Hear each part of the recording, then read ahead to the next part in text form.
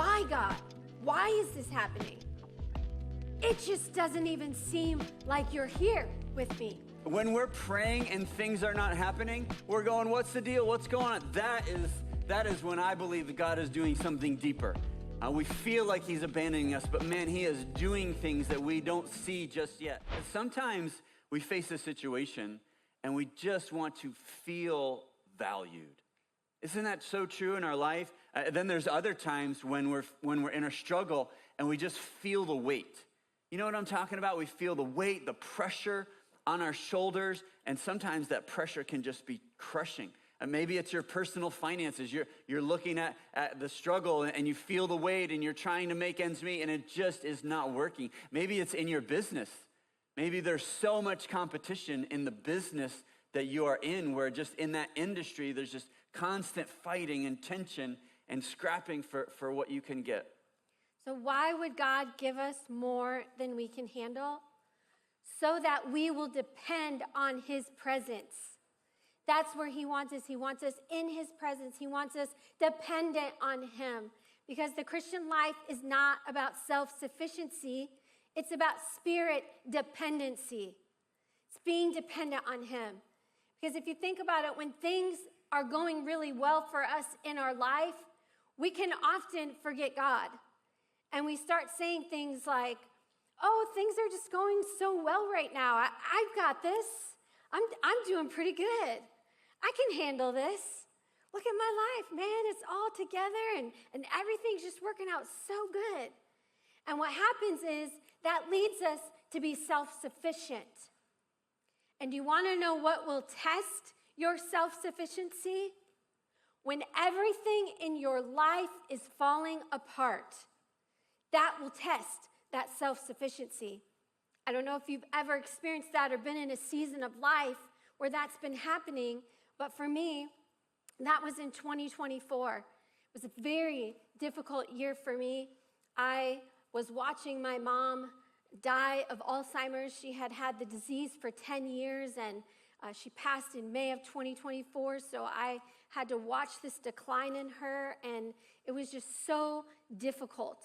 So very heart-wrenching to watch my mom walk through that. Such an awful disease. And so that was happening. Our youngest son was having some challenges at school that we were navigating with him.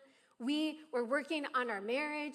We knew we had to do some recalibration and get back on the same page with some things, and that takes work. That's work, and that can be stressful. We were working through that. We had some big challenges and stresses at work. My health was not doing good that year as well, and so if there was an area of my life that I could have a major challenge, I had it. And I got to the place where I said to myself, if I have one more challenge come my way, I am not sure that I'm going to live through it. And I don't know if you've been there and experienced that.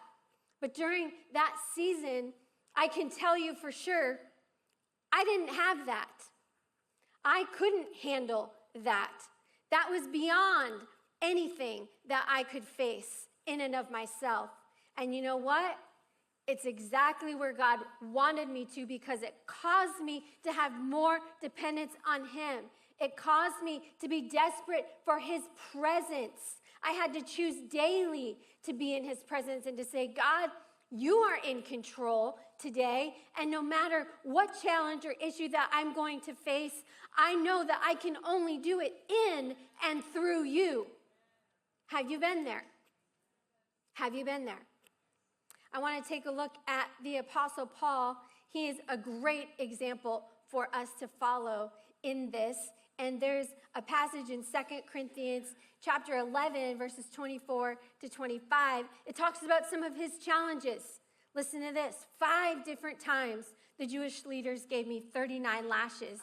3 times I was beaten with rods. Once I was stoned. 3 times I was shipwrecked. Once I spent a whole night and a day adrift at sea. That's a lot of challenges. Beating after beating and stoning and adrift at sea. And he was shipwrecked 3 different times. I don't know about you, but after the first shipwreck, I don't think I'm getting back on another ship. I'm like, nah, I'm good. I'll swim there. I'll find another way to get there. I'm not getting on that boat. But here, Paul, not only does he get on the boat after the first shipwreck, but he gets on the boat again after the second shipwreck. I would be thinking, God, where are you? Am I really supposed to be doing this after all of those things are happening to him? God, where are you in all of this? I would be asking some of those questions, and I wonder if he was as well, because when we face difficulty and challenge, we can ask those questions, right? And difficulties can cause us to start doubting God, where we say, why, God? Why is this happening? It just doesn't even seem like you're here with me.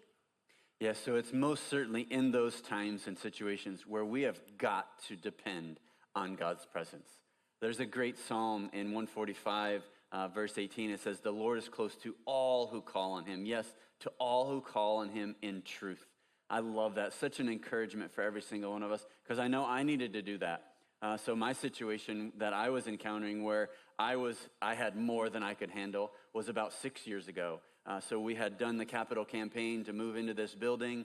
We were moving towards plans and blueprints and construction and development, and COVID hits. And so I'm leading the church. We're needing to do all this construction. I had so much stress on me. I mean, it was such a weight where I was, trying to be a lead pastor. I'm also like this part-time general contractor doing the building. And it was so much. It was so heavy. Literally, I was to the point where I was having heart palpitations, where I would be sitting down just resting, and then all of a sudden my heart would just start pounding. I had high blood pressure. I was experiencing sleeplessness. That's very common. Like if you're experiencing that, like that's connected to stress, where I was waking up at 2 a.m. and 3 a.m. and 4 a.m. I was not getting good rest, and it was repeated for a season, a significant period of time. And literally what I was experiencing was burnout.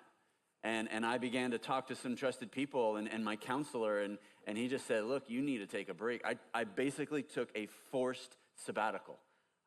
Like it was too much. I couldn't handle it. And one of the things that I learned is that there is a difference between the valley and the mountaintop, right? When we have those different experiences, I have a picture, valley and mountaintop, because, I love the mountaintop. It's very cool. But, when you talk about the valley and the significance, it's really, there's a lot of disparity. So the mountaintop, in this analogy, you probably have heard it before, where the mountaintop is where everything's going well. Everything is going good. We just came to the end of the school year, and maybe your kids, maybe they got good grades and they're behaving well. You're going, this is amazing. This is absolutely incredible. I should get parent of the year. Or maybe you're looking at your work. I talked about work being a struggle, and you're going, no, that's not me.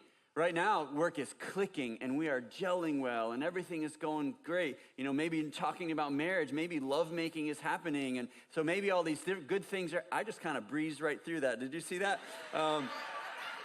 The mountaintop, that's amazing. That's great. So if you're on the mountaintop, here's my encouragement. Stay there.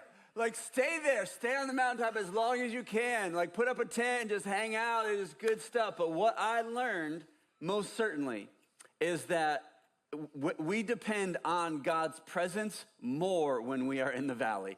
That is so much more. When we are praying and we are desperate, we're calling out to God. When we're praying and things are not happening, we're going, what's the deal? What's going on? That is when I believe that God is doing something deeper. We feel like he's abandoning us, but man, he is doing things that we don't see just yet. So I just want to encourage you, got to hold on. Here, I want to share this statement with you. God will sometimes allow more than you can handle, so you will discover what he can handle through you. That is so deep. Grab a hold of that, because some of you are in that valley, you are in the struggle, because that statement right there, those are the things that we learn in the valley. Right? Those are the experiences that we go through in the struggle and the difficulty. We are getting formed and shaped.